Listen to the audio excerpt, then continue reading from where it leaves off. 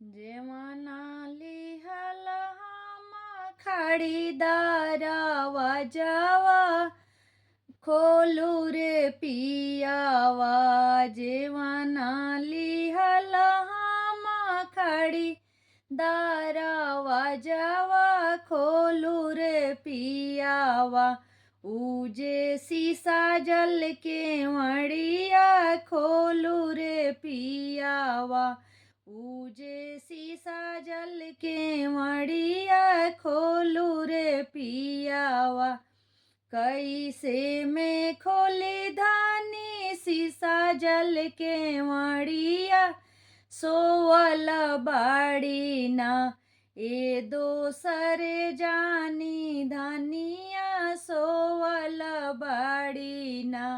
ए दोसरे जानी धानिया सोवल बाड़ी ना एक हाथे धरबरे सवतिन के झोंटावा दोसरे हाथे ना एक हाथे धरबरे सवतिन के झोंटावा दोसर हाथे ना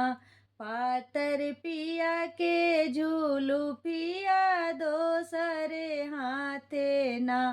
पातर पिया के झूलू पिया दोसरे हाथे